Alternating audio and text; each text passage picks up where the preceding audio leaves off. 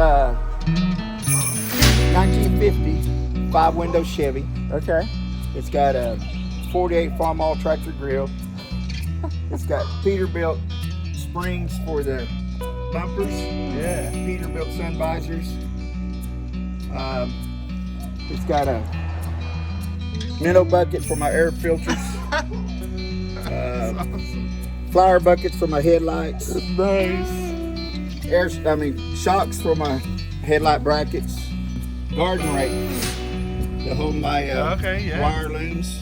Yeah. Volkswagen exhaust Yeah, those are nice and loud too. with boat propellers. Uh-huh. The Dr. Pepper sign, my wife, she drinks Dr. Pepper. Okay. So that was gave to us from our son-in-law. Uh-huh. It's got a sprocket drive steering wheel. Yeah, I saw that. That is It's crazy. got corn husker, corn harvester for my shifter in the middle. And then the rods connecting rods are all my gauges, to hold my gauges. Yeah. 2 cylinders off from the motorcycle cylinders, they hold my drinks. Of course, the toaster is my center console. That is amazing. Just goes on and on and on. The cream can has my battery box. Okay. It's on a 99 S10 frame. These are fuel pumps off of a small block. I gutted them out and put wires in there and made them work. Okay. For my tail lights. Off of a school bus. It works. That was from my mom and dad. The bed rails are from Ray's mom, Grandma Maggie. Get out of here. That's her bed. She gave them to me before she passed away. Wow. And so a lot of it is sentimental stuff. that we Yeah, have on here. absolutely. Of course, my mom has passed away. She gave me that. Grandma gave me this. This is a trick deal that I have. I don't think you've seen this yet, Ray.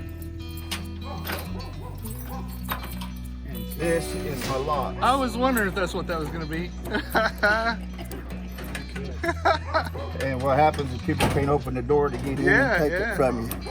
I was And you just make it tight enough so it won't go over yeah, I was a bail bondsman, and so those are my Smith & Wesson that I had. there. That is amazing. What else?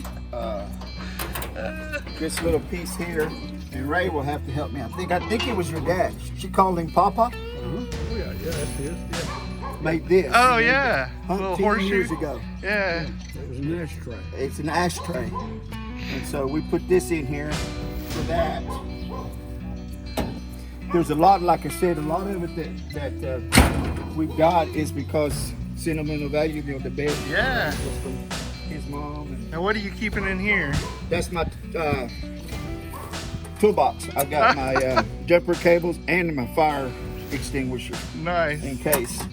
This is military World War II that I bought at a garage sale, Uh-huh. and they said that his daddy brought it home from the garage from the World War II. Wow. Inside it is a 17-gallon water can, galvanized from the military, and I took and converted it into my gas tank. Wow. So all that holds my gas. That is super cool. Of course, you know, crossbow saws. Yeah. Gotta watch those, don't you? Yeah, I made the crossbow saws there. Got oxygen bottle for my overflow tank for my radiator. The only thing really that's new on the truck is the radiator, the battery, and the tires. Wow. Everything else has been swap meets. Yeah. And this and this and that. Want to go for a ride? Absolutely. We'll be back. Yeah, he's asking me, do I want to go for a ride? People just love it. I mean, Yeah. you know, I had my granddaughter with me, and I told her, I said, I like it because it puts a smile on people's faces. Uh-huh. You know, so. These cages.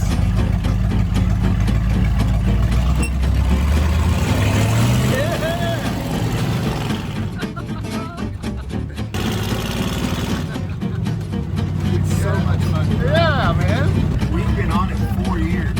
Really? 4 years to get it my birthday. I got it a year ago. I got it on the road. Oh, that's cool.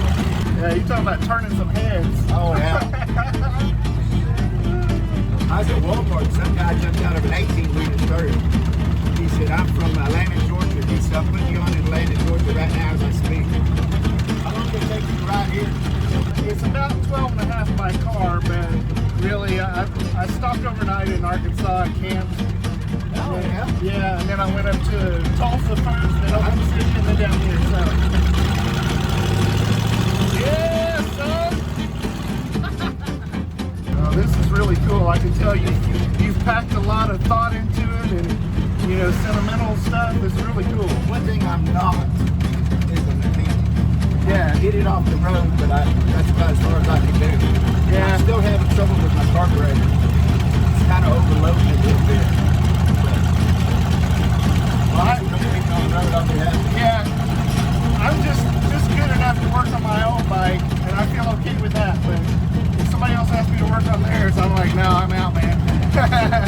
I've been elbow deep into the clutch, you know, on my bike, but I don't want somebody else's life in my hands. I took all 3 lanes of I-35 in Oklahoma City off of mine. I crashed my Harley. Oh, I really? slid across the interstate, all 3 lanes. So you slid across 3 lanes? Oh, man. You can take that ankle and fold it up to my knee. Wow. Thank God I didn't get ran over. At noon on Saturday in Oklahoma City. Yeah. On I-35 northbound. I got knocked off a big Hey, car. man. Did you ever ride again? Yeah. Okay. I like to do that. I like to if somebody gets back on, you know. I had a cast on my leg. Wanted to test drive another one. Michelle said, "You're crazy. Get off that bike." I told her yesterday I'd have one yesterday. You know, last week and she left me. Yeah. That's how bad I want it. I hear you, man. Well, thank you so much. You're I appreciate welcome. it. This is really At least cool. you ain't like your stepdad up there, Ray. Yeah. When I gave him a ride in that Corvette, I was getting on the interstate while I was hammering. I said, you want to drive? He said, I don't think I want you driving. All right.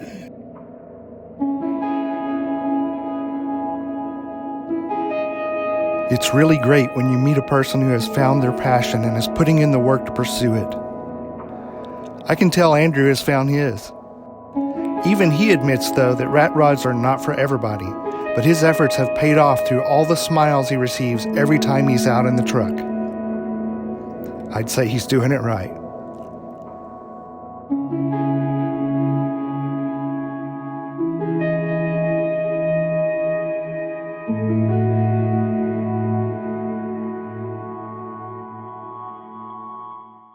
Now this is a man cave.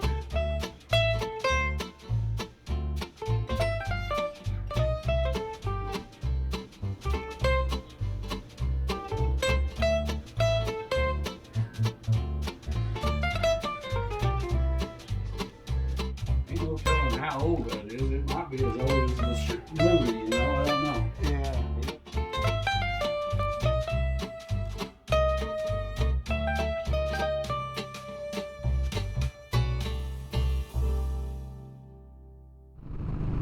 This trip has been a bit of a doozy.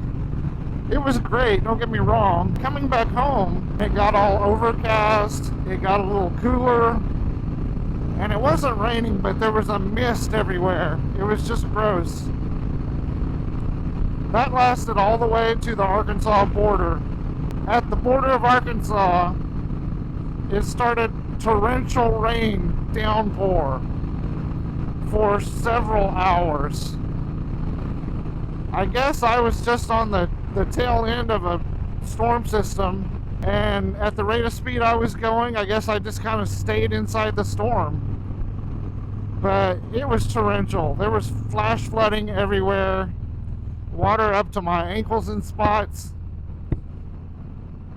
That was from the west border of Arkansas all the way up to Little Rock.